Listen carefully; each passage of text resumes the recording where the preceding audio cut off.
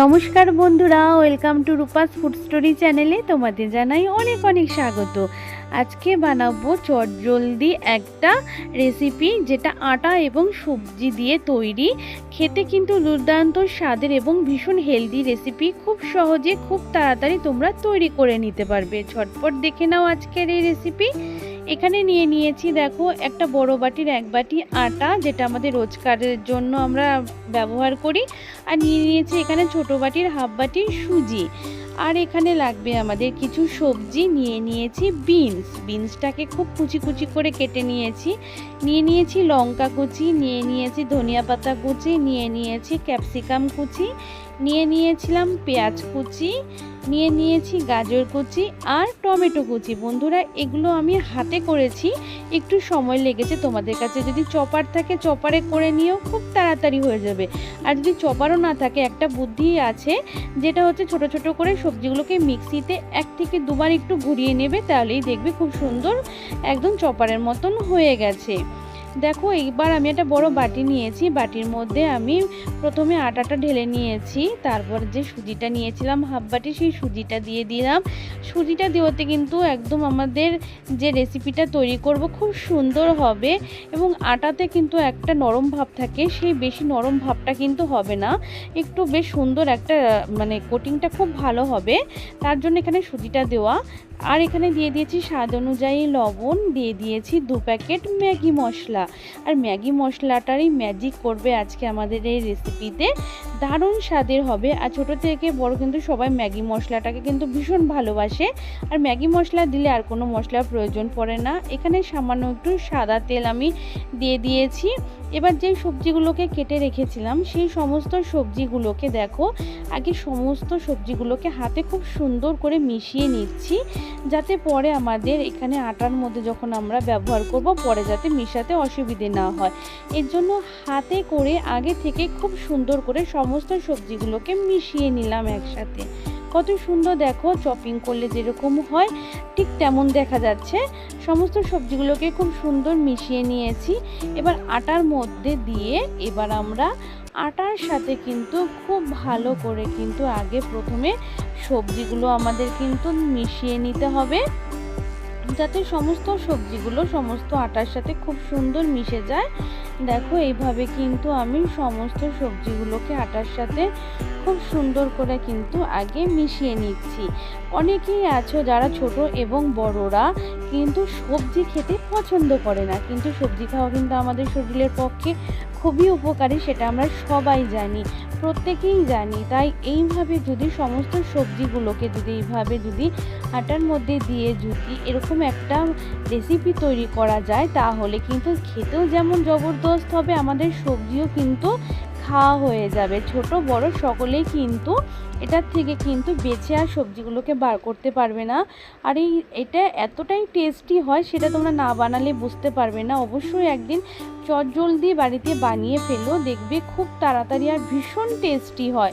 কত সবজি, আর এখানে দেখো ধনিয়া পাতা কুচি, ম্যাগি মশলা ব্যবহার করেছি, যার ফলে এই রেসিপিটা একটা সুন্দর ফ্লেভার আসবে। এতটাই টেস্টি হবে, সেটা সত্যি বারবার বলছি বন্ধুরা, তোমরা অবশ্যই বাড়িতে একবার ট্রাই করো।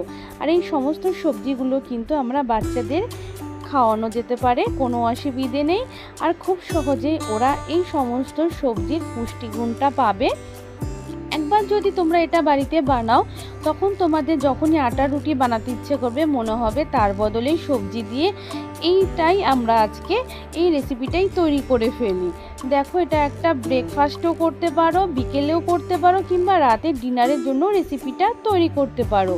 দেখো, আমি অল্প অল্প জল দিয়ে কিন্তু আগে মেখে নিচ্ছি। দেখো, অল্প অল্প জল দিয়ে কিন্তু প্রথমে মাখতে হবে, যাতে একবারে বেশি জল পড়ে একদম যাতে পাতলা না হয়ে যায়। ব্যাটারটা কিন্তু আমাদের খুব সুন্দর করে তৈরি করতে হবে। খুব পাতলা হয়ে গেলে কিন্তু আমরা এটা তৈরি করতে পারবো না, বা ভালো হবে না, ছিঁড়ে যাবে।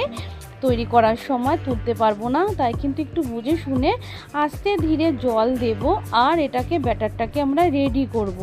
দেখো অল্প অল্প জল দিয়ে খুব সুন্দর করে কিন্তু আমাদের ব্যাটারটা তৈরি করে নিতে হবে। দেখো অল্প অল্প জল দিচ্ছি আর কত সুন্দর করে মেখে নিচ্ছি। আমি কিন্তু এখানে কোনো হলুদ বা কিন্তু কোনো লঙ্কার গুঁড়ো কিন্তু অ্যাড করিনি। তবে তোমরা যদি বড়দের জন্য এটা শুধুমাত্র বানাও তাহলে এখানে তোমরা একটু কাশ্মীরি লাল লঙ্কার গুঁড়ো বা রেড চিলি পাউডার, যে যেরকম ঝাল খেতে পছন্দ করে, একটু চিলি ফ্লেক্সও ব্যবহার করতে পারো, কোনো অসুবিধে নেই। কিংবা তোমরা ম্যাগি মশলা পছন্দ না করলে এখানে জিরের গুঁড়ো কিংবা গরম মশলাও ব্যবহার করতে পারো। দেখো এখানে আমরা ব্যাটারটা কিন্তু রেডি করে নিয়েছি। ব্যাটারটা দেখিয়ে দিয়েছি, একদম খুব গাঢ় হবে না আবার পাতলাও হবে না, একটু ঢেকে রাখবো 10 থেকে 15 মিনিটের জন্য। তাতে সুজিটা কিন্তু খুব সুন্দর ব্যাটারের সাথে কিন্তু ফুলে উঠবে। তারপরে আবারও কিন্তু একটু আমাদের হাতা দিয়ে ভালো করে এটাকে দেখো নাড়িয়ে চাড়িয়ে খুব সুন্দর করে আবার একটু মিশিয়ে নেব ভালো করে আটাটাকে। দেখো এভাবে খুব সুন্দর করে মিশিয়ে নিচ্ছি, যার ফলে সুজিটা যে ফুলে উঠেছে এটা খুব সুন্দর ব্যাটারের সাথে একদম মিশে যাবে। দেখো আমাদের ব্যাটারটা একদম পুরো কমপ্লিট। এবার আমাদের বানিয়ে নেওয়ার পালা। এখানে দেখো আমি একটা ফ্রাইং প্যানের কড়াই বসিয়ে দিয়েছি। এটার মধ্যে আমি প্রথমে অনেকটা তেল দিয়ে দিয়েছি। এতটা তেলে কিন্তু রান্না করব না, তোমরা দেখে নাও। এই তেলটা আমি গরম করে একটা বাটির মধ্যে কিন্তু নামিয়ে নিয়েছি। বারে বারে যে আমরা একটু তেল ব্রাশ করব, এটা সেই তেলটাই ব্যবহার করব। এর ফলে কিন্তু এই রেসিপিটার টেস্ট কিন্তু অনেক গুণ বেড়ে যাবে, কারণ এখানে আমি কোনো কাঁচা তেল আর ব্যবহার করতে হচ্ছে না আমাকে। একেবারে আমি তেলটা গরম করে নিয়েছি, এই তেলটাই আমি বারে বারে ব্যবহার করব। দেখো তারপর তেল ব্রাশ করে নেওয়ার পরে এখানে আমি দেখো ব্যাটার দিয়ে দিয়েছি 1 হাতা মতন। এবার হাতাটা দিয়ে আস্তে ধীরে ব্যাটারটাকে একটুখানি ধীরে ধীরে একটু ছড়িয়ে দিতে হবে। তবে খুব পাতলা করে ফেলো না, তাহলে কিন্তু আমাদের রুটিটা তোলার সময় কিন্তু ভীষণ অসুবিধা হবে। দেখো 3 থেকে 4 মিনিট ঢেকে রাখবো। ঢাকাটা খুলে দেখো যে তেলটা আমরা গরম করে রেখেছিলাম, একটু তেল ব্রাশের মধ্যে লাগিয়ে ওপরটা হয়ে গেলে দেখবা কত সুন্দর ওপরটা হয়ে গেছে। তখন একটুখানি তেল কিন্তু আমরা এইটার রুটিটার ওপরে কিন্তু একটু ব্রাশ করে নেব। এতে রুটিটার ওপরটাও কিন্তু দেখতে খুব সুন্দর হবে এবং একটু শাইনি ভাব আসবে। দুপিঠে একটুখানি কিন্তু খুব ভালো করে আমাদের উল্টে ভেজে নিতে হবে, হালকা একটু লালচে রং ধরিয়ে। নিচের পিঠটা তো খুব সুন্দর হয়ে গেছে। এবার ওপরের পিঠটাকেও নিচে দিয়ে একটু কিন্তু আমাদের হালকা লালচে রং করে ভেজে নেব। দেখো একটু হালকা হালকা লালচে রং ধরলে দেখতেও সুন্দর লাগে, ভাজাটাও বেশ খুব সুন্দর হবে, খেতে কিন্তু অসাধারণ হবে। আর রংটাও দেখো কত সুন্দর হয়েছে। এখানে কিন্তু কোনো রকম হলুদ গুঁড়ো বা লাল লঙ্কার গুঁড়ো কিন্তু আমরা ব্যবহার করিনি। দেখো একটা রুটি আমার রেডি হয়ে গেল, সবজি রুটি। দেখো এইভাবে আবারও একটু তেল ব্রাশ করে নিয়েছি। তারপর আবারও এখানে আমি ব্যাটার 1 হাতা ব্যাটার দেখো দিয়ে দিয়েছি, আর একটু দিয়ে দিলাম 1.5 হাতা মতন। একটু বড়, তোমরা যদি ছোট বানাতে চাও তাহলে 1 হাতা, যদি একটু বড় বানাতে চাও তাহলে 1.5 হাতা মতন ব্যাটারটা দেবে। দিয়ে আস্তে ধীরে একটু করে ছড়িয়ে দেবে। তারপর আবারও ঢেকে রেখে দেব 3 থেকে 4 মিনিটের জন্য অপেক্ষা করব। 3 থেকে 4 মিনিট পর ঢাকা খুললেই দেখো উপরটা কত সুন্দর হয়েছে। তারপর হালকা করে একটু তেলটা ব্রাশ করে দেব, তাহলে উপরের শুকনো ভাব আসবে না, উপরটাও সুন্দর শাইনি ভাব থাকবে, কত সুন্দর লাগবে দেখতে। নিচের পিঠটা যখন হয়ে গেছে দেখো, এবার দেখো উল্টে দিয়েছি, উপরের পিঠটা আবার আমরা নিচে দিয়ে দিলাম। এবার সেই পিঠটাকেও কিন্তু একটু হালকা লালচে রং ধরিয়ে কিন্তু ভাজবো। আমি আগেও একটা তোমাদের ভাজা হয়ে গেছে সেটা করে দেখিয়েছি, আরেকটাও কিন্তু তোমাদের সাথে ভেজে দেখাচ্ছি দেখো, যাতে তোমাদের বুঝতে কোনো অসুবিধে না হয়। দেখো এই পিঠটা আর একটু লালচে রং ধরিয়ে নেব, তাহলে দেখতেও সুন্দর হবে, খেতেও দারুণ টেস্টি হবে। একটা খুব সহজ রেসিপি, খুব চটজলদি তৈরি করে নেওয়া যায়। দেখো কত সুন্দর হয়েছে। এইভাবে আমি সমস্ত রুটিগুলোকে কিন্তু বানিয়ে নিয়েছি। দেখো কত সুন্দর হয়েছে, আর এটা কিন্তু অসম্ভব টেস্টি, একদম খুব সহজ চটজলদি বানানো যায়। তোমরা এটা সকাল বিকেল রাতে যখন খুশি খাও, ছোটদের টিফিনে, বড়দের লাঞ্চ বক্সে, যে কোনোভাবে তোমরা দিতে পারো, দেখবে খুব সুন্দর হবে খেতে, তারাও কিন্তু খেয়ে খুব তৃপ্তি পাবে। দেখো কত সুন্দর হয়েছে পরোটাগুলো, এক এক করে তোমাদের দেখাচ্ছি আমি। দেখো একটু একটু করে তুলে খুব সুন্দর হয়েছে পরোটাগুলো। বা আমাদের বলো সবজি রুটি যেটাই বলো, কত সুন্দর হয়েছে।